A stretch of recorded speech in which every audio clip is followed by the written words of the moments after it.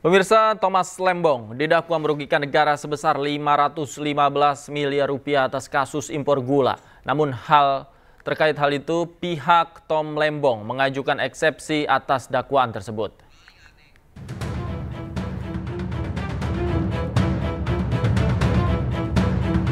Terdakwa kasus dugaan korupsi impor gula di Kementerian Perdagangan tahun 2015-2016 sekaligus ex-Menteri Perdagangan Thomas Lembong didakwa merugikan keuangan negara hingga 515 miliar rupiah.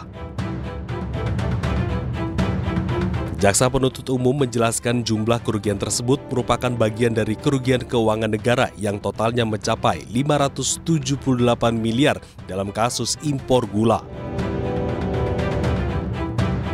Jaksa mengklaim jumlah kerugian negara itu berdasarkan laporan hasil audit perhitungan kerugian keuangan negara tanggal 20 Januari 2025 dari BPKP.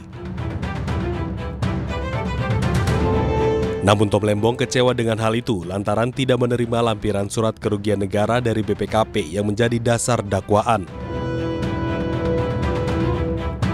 Ya, saya kecewa atas dakwaan yang disampaikan. Ya, sebagai contoh dalam situasi di mana soal kerugian negara dalam perkara saya semakin tidak jelas, ya, tidak ada lampiran audit BPKP yang menguraikan dasar perhitungan kerugian negara tersebut. Ya, seperti sudah kami sampaikan sebelumnya, kami mengharapkan profesionalisme dan transparansi, ya, dari kejaksaan. Jadi dalam hal ini saya berharap agar kejaksaan setransparan mungkin, ya, terkait isu kerugian negara. Ya.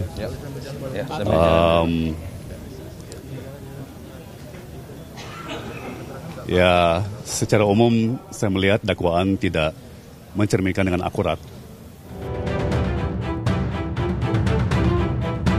Sementara itu, Tom Lembong dianggap melawan hukum dengan memperkaya diri sendiri dengan praktek impor gula. Atas dugaan itu, pihak Tom Lembong telah mengajukan eksepsi yang di sidangnya akan dijadwalkan nanti. Tim Liputan iNews melaporkan.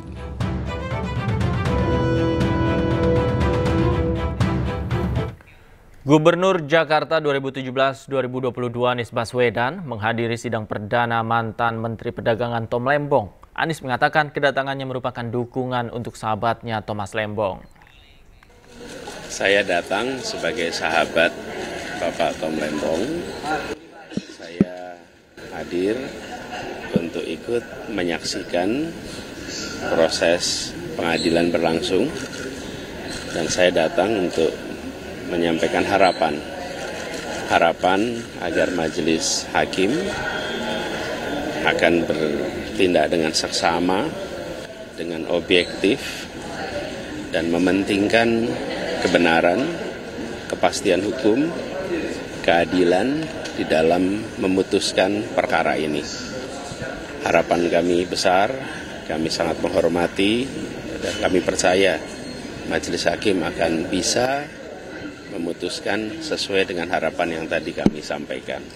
Jadi tujuan kami hadir hari ini, saya ingin secara langsung menyaksikan proses ini dimulai. Itu aja. Cukup, nanti habis selesai. Ya, itu tadi.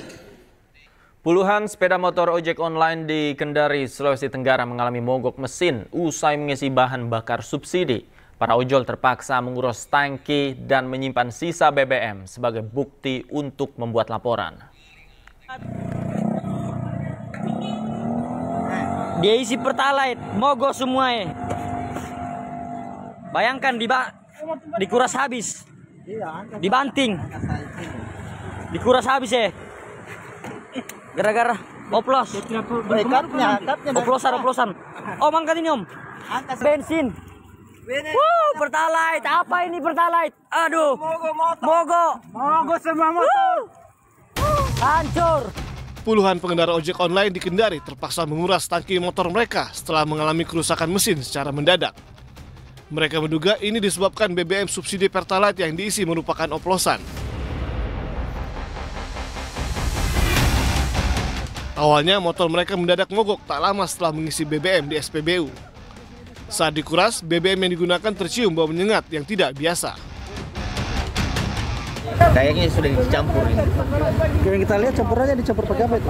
Saya tidak tahu apa campurannya. Tapi bau, Bang. Iya, yang jelas bau. Beda dengan sebelumnya. Ini baru kali ini kita rasa seperti ini. Baru kali ini. Biasanya tidak. Tapi mengisinya tetap di SPBU atau pernah? SPBU. Ya, tidak pernah botolan. Para pengendara ojol mengaku rugi karena harus mengeluarkan biaya tambahan untuk memperbaiki motor mereka. Sisa BBM Pertalite yang diduga oplosan tersebut kemudian dijadikan barang bukti untuk membuat laporan ke polisi. Dari Kendari, Sulawesi Tenggara, Mukhtarudin, iNews melaporkan. Pemirsa, anggota Komisi 10 DPR RI Ahmad Dhani turut bicara terkait naturalisasi sejumlah pemain sepak bola untuk memperkuat timnas Indonesia. Ahmad Dhani mengusulkan sesuatu yang berbeda, yakni naturalisasi pesepak bola yang sudah berusia tua untuk kemudian menikah dengan warga negara Indonesia. Dan informasi yang akan hadir ini sekaligus menutup jumpa kita di iNewsroom malam hari ini. Cuplikan tayangan berita iNews dapat Anda saksikan di kanal YouTube @official iNews. Akhir kata saya David Pratama pamit undur diri. Terima kasih, selamat malam, sampai jumpa.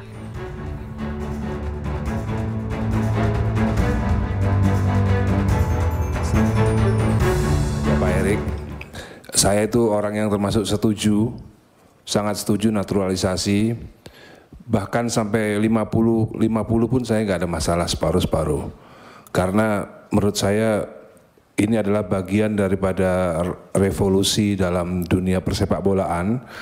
Jadi kalau namanya revolusi itu ya semuanya memang harus ekstrim. Tapi usul saya, kurangilah pemain yang bule. Dalam tanda kutip yang rasnya bule ya, rambut pirang, mata biru.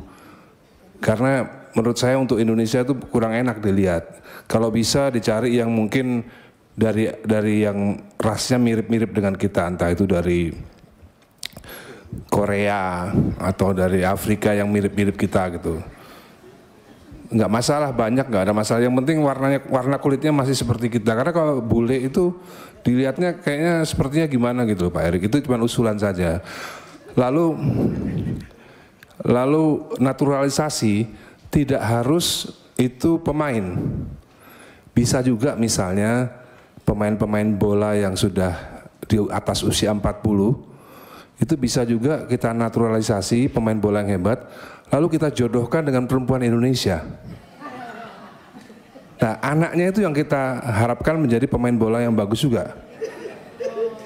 Ini pemikirannya agak out of the box Pak Erik, tapi bisa dianggarkan untuk 2026 programnya.